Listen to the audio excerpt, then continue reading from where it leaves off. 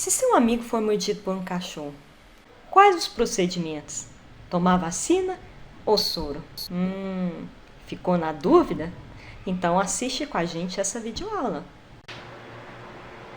Há um tempo atrás, muitas pessoas morriam de meningite, febre amarela, poliomielite, raiva, ação do veneno de serpentes.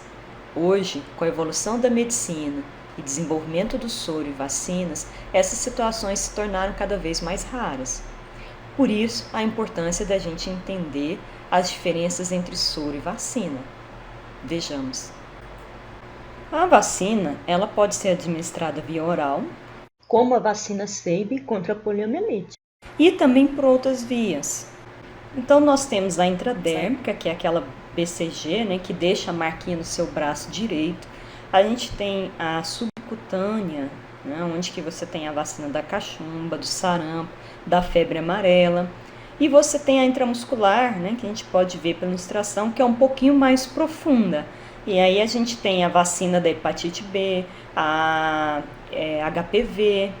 Bom, e falando de vacina, eu lembrei de uma outra forte na década de 80 e 90, que a gente falava vacina de pistola ou de revolvinho, que na verdade era um revólver mesmo. Então, se você dá uma observada aqui, ela parecia um revólver, encostava, ele apertava o gatilho e isso soltava um jato de pressão que perfurava a sua pele e injetava a vacina.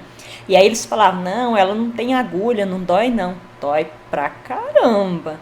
Minha mãe, quando a gente foi tomar a vacina de febre amarela, ela estava na frente e quando ela tomou, gente, fora de brincadeira, ela deu um remeleixo tão estranho, assim, quase caiu.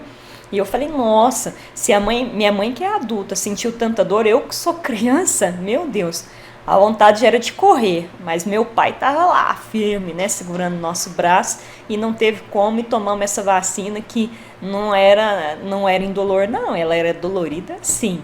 Mas parecia muito, era vacinação de gado, né? Então, se você olhar aqui, ó, olha o tanto que parece, né, as vacinas. Era uma coisa muito esquisita, muito hilária, que marcou uma época onde que muitas crianças fugiam da escola para não tomar vacina, de medo. E para a gente falar das diferenças entre vacinas e soros, é importante a gente entender o conceito de antígeno e anticorpo.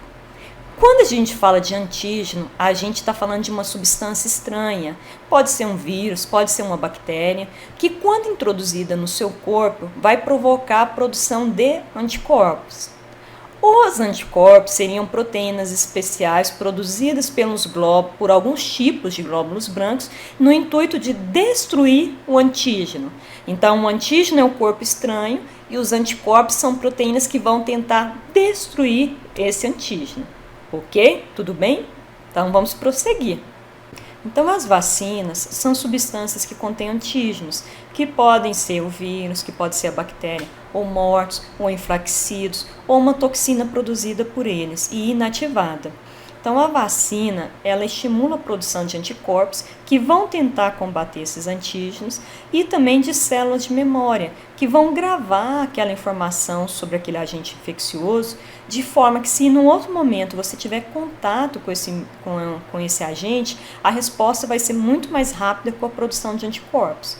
E isso é muito importante.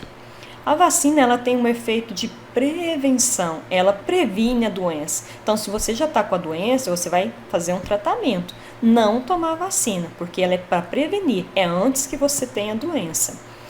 O efeito dela, a partir do momento que você tomou a vacina, vai demorar um tempo, pode demorar até 15 dias. Mas depois esse efeito pode durar um ano ou até por toda a vida. Por exemplo, a febre amarela tem pessoas que o efeito dura 10 anos e tem pessoas que é por toda a vida. O influenza, né, o H1N1, geralmente é um ano. Por quê? Porque o influenza, né, e alguns outros micro-organismos podem sofrer mutação. E a partir do momento que sofre mutação, eles não são mais reconhecidos pelas células de memória. Ok? Também promovem a imunização ativa. A imunização ativa significa que é o seu próprio organismo que vai produzir os anticorpos. Então você não vai pegar nada pronto, e eles vão ter que produzir, e aí você tem uma produção ativa, ok? Já os soros são substâncias que contêm anticorpos prontos, que foram produzidos em outro organismo. Então, o seu organismo, o meu, ele recebe esses anticorpos prontinhos, não tem preocupação nenhuma. Por isso, a gente fala que o soro ele tem uma ação curativa. Você já está com um problema e aí você precisa curar, tratar esse problema.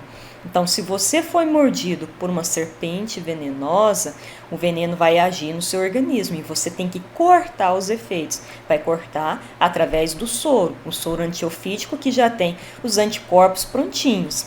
E por isso a gente fala que o efeito é de imediato. Não é? Então, você aplicou o soro, de imediato ele já vai atuar, porque os anticorpos estão prontinhos. E a ação é temporária, ou seja, vai servir naquele momento. Se você for mordido novamente pela mesma serpente, você vai ter que receber um novo soro.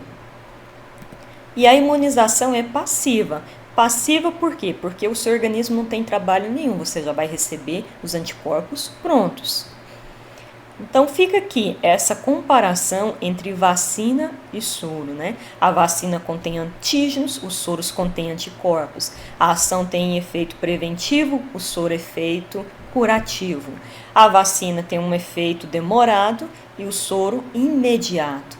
A vacina pode ter uma ação que pode durar alguns anos ou por toda a vida, já o soro, a ação é temporária naquele momento. E a imunização da vacina é ativa, porque ela força a produção de anticorpos pelo organismo, e o soro é passiva, justamente porque o organismo não tem que executar nada, ele já recebe esses anticorpos prontos. Beleza? Vamos continuar? E já que falamos do soro antiofídico, vamos entender como ele é produzido? Bom, primeiramente extrai-se o veneno da serpente, depois inocula-se uma porção desse veneno no cavalo.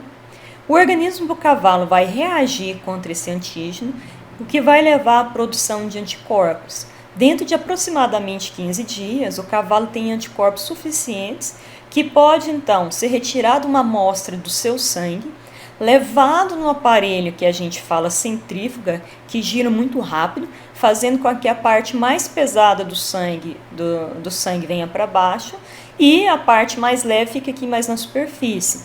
Então a gente fala que após esse processo, essa parte amarela ela é retirada, né, é onde que estão o plasma juntamente com os anticorpos, e ela é levada para continuar o processo, para passar por uma concentração, uma purificação, e então a partir daqui você criar, né, desenvolver o que a gente fala soro antiofídico. O restante do material é devolvido ao cavalo, ok? Interessante, né? Bom, e aqui está um tema que não poderia deixar de ser falado, que é o crescimento do absurdo, né, movimento antivacina. Então a gente fala que hoje, né, mesmo com a comprovação da importância da vacina para a saúde humana, há pessoas que acreditam que a sua administração pode ocasionar doenças e são contrários ao seu uso. Acredita-se que a razão para isso seja uma publicação que aconteceu em 1998 em uma revista científica renomada, em que um médico britânico falava que o sarampo era o responsável por autismo, em um experimento que ele fez com crianças, onde de 12 crianças, 8 apresentavam autismo. Bom, com o escândalo que isso virou no meio científico, houve vários pesquisadores trabalhando nesse intuito para ver se chegavam a esse mesmo resultado e nunca chegavam.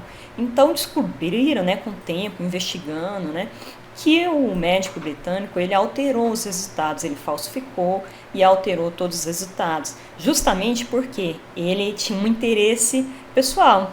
E o interesse dele era lucrar com processos contra as indústrias que fabricavam vacinas, né? Espertinho, né? Pois é, mas aí com base nessa descoberta, eles retiraram o artigo dele de circulação, mas aí vocês já viram, né? Tudo que cai, né, pro povo, que as pessoas leem, depois para você tentar retirar isso é muito difícil. Algumas pessoas reconhecem e outras não. Então até hoje tem pessoas que acreditam que isso é real. Então, ainda hoje, tem pais que deixam de vacinar suas crianças. E essa criança não vacinada, além de correr o risco de pegar alguma doença, ela também pode passar para outras crianças que não vacinaram, ou até para crianças que não vacinaram, não porque são contrárias, mas porque não têm idade, ou crianças que tenham uma deficiência imunológica. E também expõe a sociedade a surtos. Então, meus biologandos e biologandas, a eficácia da vacina ela já foi comprovada pela ciência, pela medicina, pela estatística, e são milhões de pessoas salvas no ano pelas vacinas. Não há o que contestar. Aliás, não vacinar as crianças, de acordo com o ECA, o Estatuto de Crianças e Adolescentes, é considerado crime. Então, se você deixa de vacinar, você pode sofrer uma penalidade com uma multa de 3 até 20 salários mínimos. E se acontecer de novo, se você continuar a insistir em não vacinar, isso pode dobrar e pode chegar até R$19.000. Uma outra situação, de acordo com o ECA, é que você pode até perder a guarda da criança. Lógico que é mais difícil, mas pode acontecer. E se por acaso a criança morrer, você vai ser penalizado por homicídio culposo, onde que você causa a morte da criança sem ter a intenção. E isso pode gerar uma prisão aí de 1 até 3 anos. E sem, é claro, falar da consciência, que essa é a mais dolorida, Imagina você ter seu filho normal, uma mulher que gerou uma criança aí durante 9 meses na barriga, essa criança nascer perfeita e por falta de vacina ela adquirir uma poliomielite e ela ficar com uma deficiência na perna. Imagina quando ela tiver maiorzinha, um menininho por acaso, e falar: mamãe, eu queria tanto jogar bola, mas minha perninha é curta. Olha, imagina que tristeza. Ou se essa criança morrer, Quem quer uma coisa dessa? Olha que tristeza, meu Deus.